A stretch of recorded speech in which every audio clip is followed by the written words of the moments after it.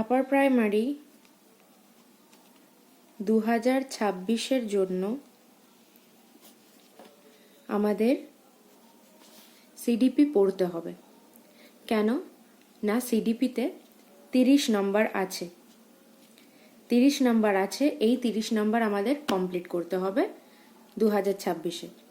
তো আমাদের যা পরিস্থিতি, রাজ্য সরকারের পরীক্ষা হচ্ছে, 10 নম্বর এক্সপিরিয়েন্সে নাম্বার দিয়ে দিচ্ছেন, তারপরে যারা পাওয়ার যোগ্য তাদেরকে দিয়েছেন, কিন্তু আলাদাভাবে ডাকলে ভালো হতো। জানি না কি হবে। তো আগামী দিনে পরীক্ষা যদি হয় আপার প্রাইমারি, সেখানেও টিচিং এক্সপিরিয়েন্সের নাম্বার রয়েছে। তো সকলকে আমাদের টার্গেট রাখতে হবে যেন সিডিপি 30-এ 30 পাওয়া যায়, সেরকমভাবে পড়াশোনা করতে হবে। তার সঙ্গে যে মেন জায়গা যেগুলো আমরা নিজেরা পাবই, পেডাগজি 15 নাম্বার করে প্রত্যেকটা সাবজেক্টে আছে, সেই জায়গাগুলোকে আমাদের স্ট্রং করতে হবে। তার জন্য আমাদের ভালোভাবে জিনিসগুলোকে বুঝতে হবে যে এখান থেকে কি ধরনের প্রশ্ন আসতে পারে। মোট কথা আমাদের রেডি থাকতে হবে পরীক্ষাটা ভালোভাবে ক্লিয়ার করার জন্য। তো এই যে সিডিপি টপিকটা খুবই ইম্পর্টেন্ট, খুব ইম্পর্টেন্ট একটা টপিক, যেখানে বিভিন্ন জনের থিওরি রয়েছে এবং সেই থিওরিটা আমাদের ভালোভাবে বুঝতে হবে। এরকম অনেক থিওরি রয়েছে, আমি একটা একটা করে তোমাদের ভিডিও বানিয়ে দেবো। এরকমভাবে আমি অনেক এডিট করেও ভিডিও বানিয়েছি যেখানে লেখা রয়েছে, কিন্তু জানি না হয়তো তোমাদের বুঝতে অসুবিধা হয় কি, অনেকে ভিডিও দেখেন না। তো যারা তোমরা ইচ্ছুক এই ভিডিওগুলো দেখতে, তাদেরকে আমি এইভাবেই পড়িয়ে দিচ্ছি। এই যে সিডিপির 30 নম্বর, এখানে আমরা আজকে প্রথম যেটা পড়বো সেটা হচ্ছে কোহলবার্গ থিওরি। কোহলবার্গ থিওরি আমাদের একটা খুবই ইম্পর্টেন্ট টপিক, ঠিক আছে, যেখান থেকে কিন্তু কোয়েশ্চেন আসবেই। আবার বলা যায় না আসতে নাও পারে, কিন্তু এটা এমন একটা টপিক যে খুবই ইম্পর্টেন্ট বলতে পারো, ঠিক আছে। সবাই সিডিপি পড়তে গিয়ে কম বেশি কোহলবার্গ থিওরির কথা জানবে। তো তার কি, কোহলবার্গ থিওরি হচ্ছে কোহলবার্গের মোরাল ডেভেলপমেন্ট থিওরি। তাহলে কোহলবার্গের থিওরিটা কি? মোরাল ডেভেলপমেন্ট থিওরি, ঠিক আছে। এবার দেখো এই মোরাল ডেভেলপমেন্ট থিওরিটা কি, আসলে কটা ভাগে ভাগ করা হলো, কিভাবে করলো, এটার পিছনে কিন্তু একটা গল্প রয়েছে। একজন ব্যক্তি যার নাম ছিল হেন্স এবং তার ওয়াইফ, এদের দুজনার গল্প। সেই ব্যক্তি নাম অনুসারে, হেন্সের নাম অনুসারে কোহলবার্গ এই থিওরিটাকে অনেক সময় মোরাল ডিলেমার যে মোরাল ডেভেলপমেন্টের যে থিওরি, সেটাকে বলা হয় হেন্স ডিলেমা, ঠিক আছে, হেন্স ডিলেমা। এই মোরাল ডেভেলপমেন্ট কোহলবার্গের থিওরিকে আবার হেন্স ডিলেমাও বলা হয়ে থাকে। হেন্স ডিলেম বলা হয়, ডিলেম বা ডিলেমা, যাই হোক একটা বলতে পারো। তো হেন্স এবং হেন্সের ওয়াইফের যে ঘটনা, হেন্স এবং হেন্সের ওয়াইফের যে ঘটনা, হেন্স তার ওয়াইফকে খুব ভালোবাসে, যার জন্য সে তার ওয়াইফকে নিয়ে খুবই সিরিয়াস। একদিন হেন্সের ওয়াইফ খুব সিরিয়াসভাবে অসুস্থ হয়ে পড়েন এবং তখন ডাক্তারের কাছে যাওয়ার পর ডাক্তার বললেন যে প্রচুর টাকা লাগবে তাকে সারাতে এবং তার জন্য অনেক ওষুধও লাগবে।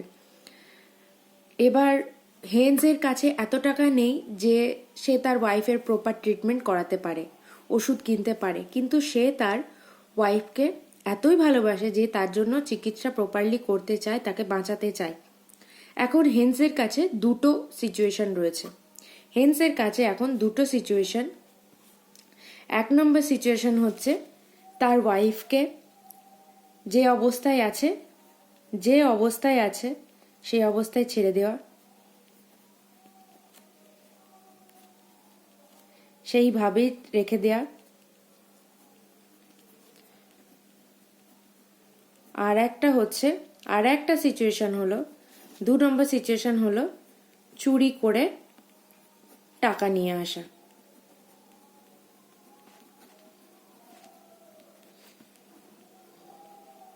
ঠিক আছে।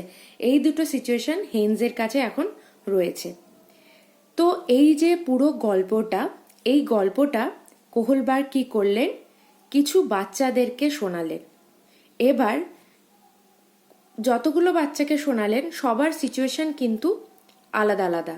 তো প্রত্যেকের কাছ থেকে গল্পটা শোনানোর পর প্রতিটা বাচ্চার কাছ থেকে তাদের ওপিনিয়ন চাইলেন। মানে কোনো বাচ্চা হয়তো বলবে না, চুরি করা ঠিক নয়, তাদের মধ্যে একটা ভয় আছে। কোনো বাচ্চা হয়তো বলবে, কিংবা বয়সে একটু বড় বাচ্চারা বলবে যদি বউটাকে বাঁচাতে হয় তাহলে তার চুরি করা দরকার, আবার পরে টাকাটা ফেরত দিয়ে দিতেও পারে। এইরকম অনেকের সিচুয়েশনে মানে প্রত্যেকের আলাদা আলাদা একটা ওপিনিয়ন থাকবে এবং তারা বলবে। এই প্রত্যেকের কথা শুনে, এই সিচুয়েশনটার ওপর ডিপেন্ড করে প্রত্যেকের গল্পটাকে বলার পর প্রত্যেকের ওপিনিয়নটা নিয়ে কোহলবার্গ কি করলেন, তার যে এই গল্প সেটাকে বিভিন্ন রকম স্টেজে ভাগ করলেন। ঠিক আছে, তার যে মোরাল ডেভেলপমেন্ট সেটাকে বিভিন্ন রকম স্টেজে ভাগ করলেন। কতগুলো স্টেজে ভাগ করলেন? মোরাল ডেভেলপমেন্টকে তিনি ভাগ করলেন 3টে স্টেজে। ঠিক আছে, 3টে স্টেজে ভাগ করলেন। 1 নম্বর স্টেজ হচ্ছে প্রি কনভেনশনাল স্টেজ। 1 নম্বর স্টেজটাকে বলা হচ্ছে প্রি কনভেনশনাল স্টেজ। 2 নম্বর স্টেজটাকে বলা হচ্ছে কনভেনশনাল স্টেজ।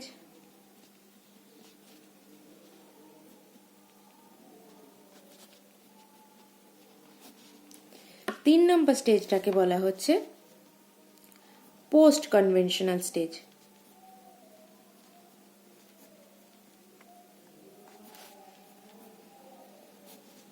ঠিক আছে, এই হচ্ছে 3টে স্টেজ মোরাল ডেভেলপমেন্টের।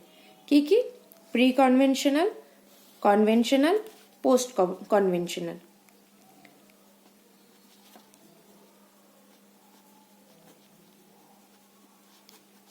ঠিক আছে, এবার যেহেতু অনেকের ওপিনিয়ন তিনি নিয়ে তারপরে স্টেজটাকে ভাগ করলেন, সেখানে আবার প্রত্যেকটা স্টেজকে 2টো ভাগে ভাগ করলেন। যেমন প্রি কনভেনশনালকে ভাগ করলেন 2 ভাগে। একটা হচ্ছে পানিশমেন্ট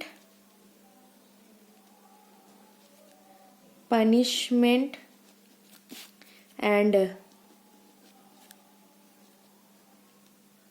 ওবিডেন্স ওরিয়েন্টেশন।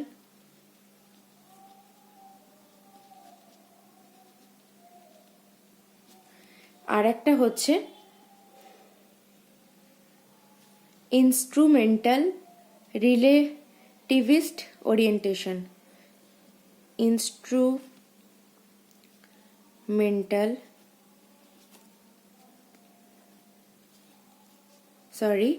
Realistic,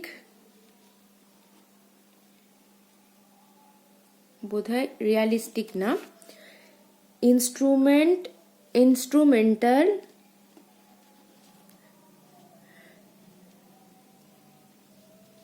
রিলেটিভিস্ট orientation.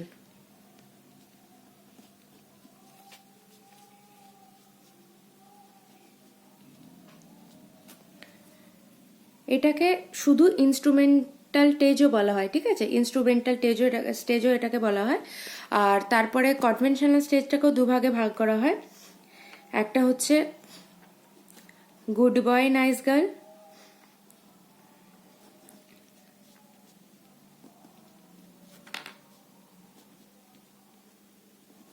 আর একটাকে বলছে law and order orientation. Good boy nice girl orientation আর ল অ্যান্ড অর্ডার ওরিয়েন্টেশন। ঠিক আছে, আর তারপরের পোস্ট কনভেনশনাল স্টেজটাকেও 2 ভাগে ভাগ করা হয়। কি কি? একটা হচ্ছে social contract orientation,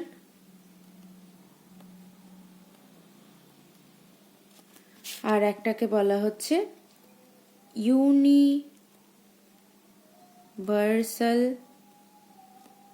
ethical orientation.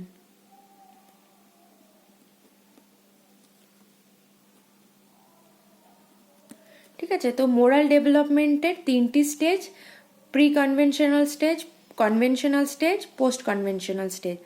Pre conventional স্টেজটার মধ্যে পড়ছে দুটো ভাগ এটার, একটা হচ্ছে punishment and obedience orientation, instrumental relativist orientation যেটাকে ইনস্ট্রুমেন্টাল স্টেজও বলা হয়।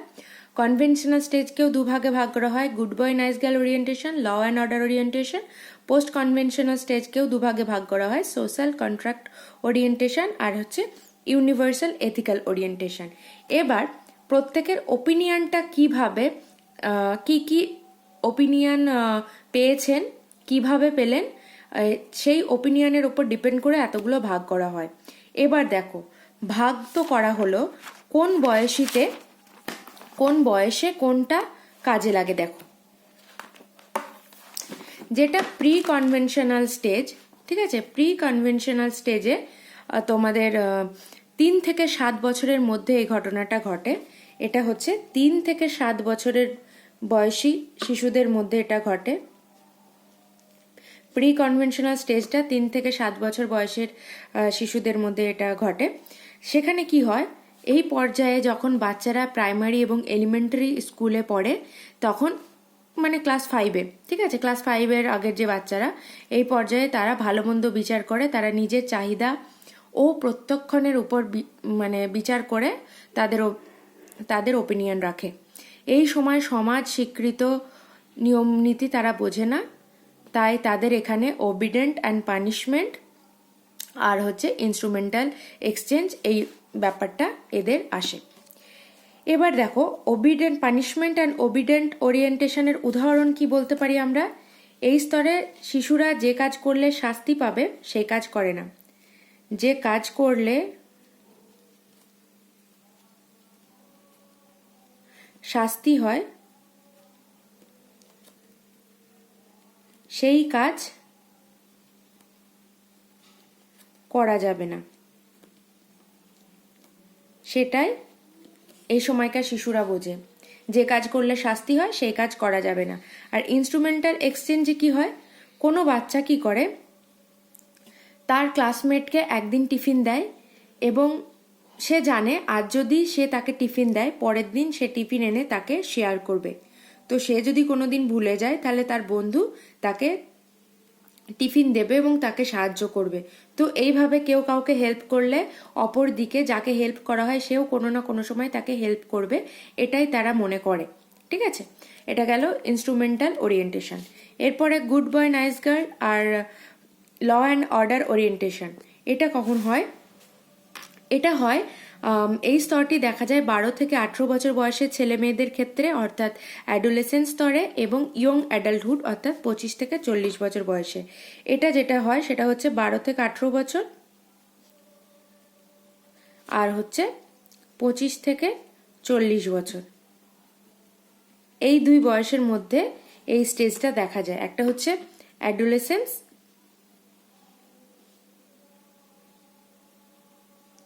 আর একটা হচ্ছে ইয়ং অ্যাডাল্টহুড।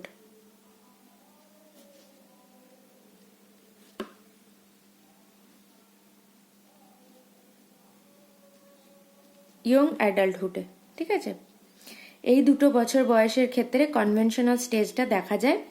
এক্ষেত্রে কি করে, এক্ষেত্রে যে কাজ করলে অন্যের প্রশংসা পাওয়া যায় সেই কাজ তারা ঠিক বলে মনে করে। গুড বয় নাইস গার্লে কি হয়, যে কাজ করলে অন্যের প্রশংসা পাওয়া যায় সেই কাজকে করে।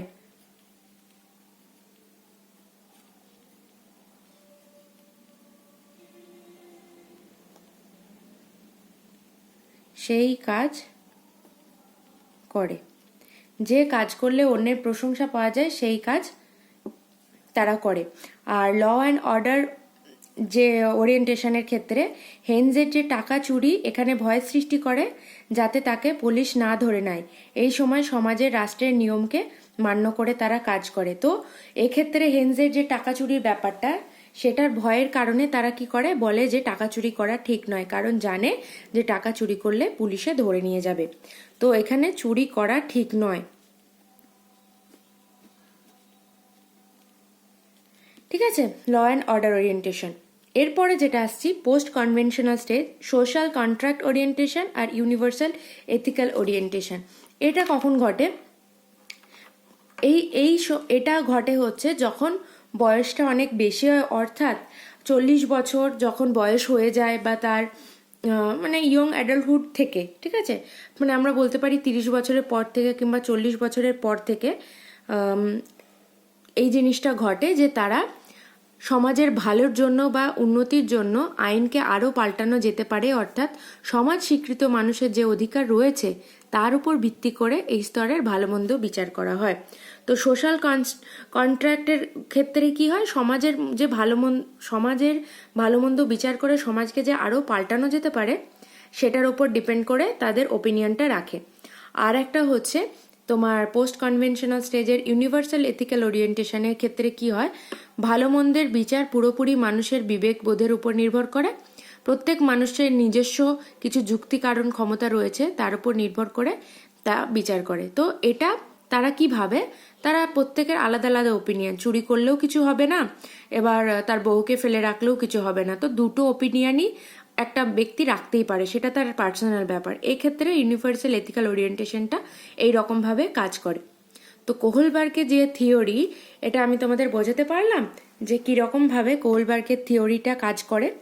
তো সিডিপির এরকম যদি আরও তোমাদের ভিডিও লাগে কিংবা তোমাদের যদি কোহলবার্গ থিওরির অন্য ভিডিও লাগে, এখানে বুঝতে অসুবিধা হয়, তাহলে কমেন্ট করো, আমি তোমাদের আরও বুঝিয়ে দেব। আর এখান থেকে যদি তোমাদের আর কোয়েশ্চেন লাগে, কোহলবার্গ থিওরির জন্য কোনো প্রশ্ন লাগে পার্টিকুলার, তাহলে আমি তোমাদের প্রশ্ন বলে দেবো। আমাকে কমেন্ট করো তোমাদের প্রশ্ন লাগবে কিনা, আর এরকমভাবে আমি তোমাদের লিখে পড়াবো কিনা সেটাও আমাকে কমেন্ট করে জানিও, তাহলে সুবিধে হবে। আর আমি একটু অসুবিধার জন্য আমি তোমাদের নতুন ভিডিও বানাতে পারিনি। আশা করি আপার প্রাইমারির জন্য আমি সিডিপি পুরোপুরি কমপ্লিট করাতে পারবো। তোমরা আমাকে সাপোর্ট করো, আর অবশ্যই ভালো লাগলে চ্যানেলটাকে সাবস্ক্রাইব করে দিও। Thank you.